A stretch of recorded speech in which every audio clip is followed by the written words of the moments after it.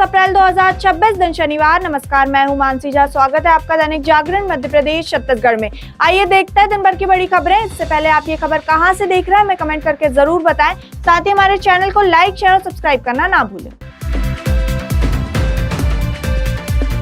मोहन यादव ने प्रदेश को किसान वर्ष के रूप में समर्पित करते हुए किसानों के लिए कई बड़ी घोषणाएं की हैं। सरकार ने गेहूं खरीदी का लक्ष्य बढ़ाकर 100 लाख मीट्रिक टन कर दिया है। स्लॉट बुकिंग की अंतिम तारीख को बढ़ाकर 9 मई तक कर दिया गया है।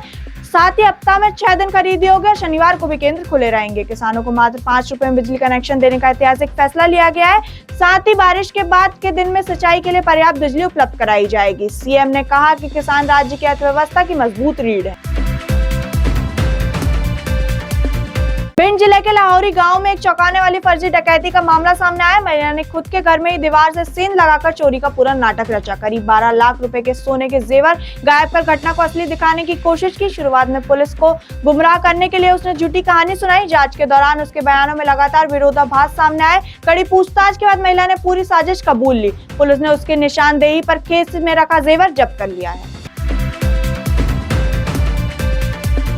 भोपाल और इंदौर में मेट्रो में यात्रियों की सुविधा के लिए नया एएफसी सिस्टम शुरू किया गया है। 27 अप्रैल से टिकटिंग पूरी तरह डिजिटल और ऑटोमेटिक की जाएगी। यात्रियों को पेपर क्यूआर और मोबाइल क्यूआर दोनों तरह से टिकट मिलेगी। राउंड ट्रिप टिकट लेने पर कुल किराए में 5% की छूट दी जाएगी। ग्रुप यात्रा करने वालों को 10% तक विशेष छूट मिलेगी। एमपी मेट्रो मोबाइल ऐप के जरिए टिकट बुकिंग और वैलिड रिचार्ज आसान होगा। रिचार्ज पर अलग अलग स्लैब में 8 से 15% तक छूट का लाभ मिलेगा। भोपाल जिला बार एसोसिएशन के चुनाव को लेकर विवाद लगातार बढ़ता नजर आ रहा है। मुख्य चुनाव अधिकारी की नियुक्ति को लेकर 2 गुट आमने सामने आ गए। आम सभा के दौरान विवाद इतना बढ़ गया कि वकीलों में जुआ झटकी की नौबत आ गई। दोनों पक्षों ने एक दूसरे पर नियम उल्लंघनों के आरोप लगाए। स्थिति बिगड़ने पर कोर्ट परिसर में भारी हंगामा देखने को मिला।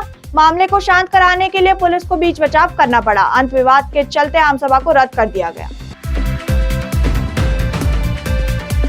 छतरपुर जिले में तेज रफ्तार बस ने बाइक सवार 3 युवकों को टक्कर मार दी। इस भीषण हादसे में एक युवक की मौके पर मौत हो गई। 2 अन्य युवक गंभीर रूप से घायल बताए जा रहे हैं, जिनका अस्पताल में इलाज चल रहा है। घटना के समय बस में 50 से अधिक यात्री सवार थे, जिससे अफरा तफरी मच गई। स्थानीय लोगों ने बस चालक की लापरवाही को हादसे का कारण बताया। मृतक के परिजनों ने सड़क जाम कर विरोध प्रदर्शन किया। पुलिस ने बस जब्त कर मामले की जाँच शुरू कर दी है। छत्तीसगढ़ हाईकोर्ट ने रेप और धोखाधड़ी के मामले में एक महत्वपूर्ण फैसला सुनाया है। कोर्ट ने कहा कि यदि महिला को पहले से पुरुष के शादीशुदा होने की जानकारी थी तो यह धोखा नहीं माना जाएगा। ऐसी स्थिति में शादी का झांसा देकर संबंध बनाने का आरोप सही नहीं ठहरता।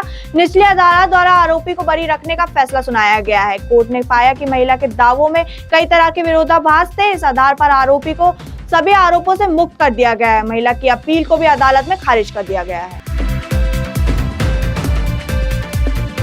छत्तीसगढ़ में विदेशी फंडिंग से जुड़े बड़े नेटवर्क का खुलासा हुआ है। ईडी की जांच में सामने आया कि करीब 95 करोड़ रुपए भारत लाए गए हैं। इसमें से लगभग 7 करोड़ रुपए बस्तर और धमरात्री में खर्च किए गए। यह मामला एक टिमोटी इनिशिएटिव नामक संगठन से जुड़ा बताया जा रहा है। एक विदेशी नागरिक को एयरपोर्ट में हिरासत में लेकर पूछताछ की गई। छापेमारी में 25 डेबिट कार्ड और 40 लाख रुपए नकद जब्त किया गया है। जांच एजेंसी ने इसे संगठित मनी लॉन्ड्रिंग नेटवर्क माना है। हर्षानंद गिरी ने अपने ऊपर लग रहे आरोपों पर खुलकर जवाब दिया। उन्होंने विदेशी फंडिंग के आरोप को पूरी तरह अनुचित बताया है। साथ ही चुनौती दी है कि अगर आरोप साबित होते हैं तो संपत्ति त्याग देगी, नहीं तो मानहानि दे। उन्होंने अपने पहनावे और चश्मे को लेकर उठ रहे सवालों पर भी प्रतिक्रिया की है। कहा कि डॉक्टर की सलाह पर चश्मा पहनती है, इसे फैशन ना समझा जाए। संन्यास को लेकर चल रहे विवाद पर उन्होंने अपनी स्थिति स्पष्ट की है। उन्होंने महिला संन्यास पर उठ रहे सवालों को गलत मानसिकता बताया है। धीरेन्द्र शास्त्री के एक बयान ने नया विवाद खड़ा कर दिया है। उन्होंने कहा कि लोगों को 4 बच्चे पैदा करना चाहिए और एक आरएसएस को देना चाहिए। इस बयान के बाद राजनीतिक और सामाजिक प्रतिक्रियाएं तेजी से सामने आ रही है।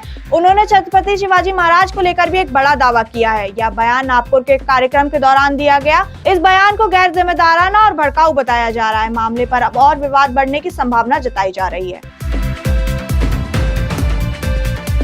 पाकिस्तान में अमेरिका और ईरान के बीच संबंधित वार्ता को लेकर कशमकश बनी हुई है। अमेरिका जहां सीधी बातचीत का उम्मीद जता रही है, वहीं ईरान ने इसे खारिज किया है। ईरान ने कहा कि वह अपनी बात पाकिस्तान के माध्यम से नहीं रखेंगे। दोनों देशों के बीच पहले दौर में हुई बातचीत पहले ही असफल हो चुकी है। मुख्य मुद्दा परमाणु कार्यक्रम और तेल आपूर्ति मार्ग को लेकर है। पाकिस्तान इस मामले में मध्यस्थता की भूमिका निभा सकता है। इस पूरे घटनाक्रम पर अंतर्राष्ट्रीय स्तर की नजरें टिकी हुई है।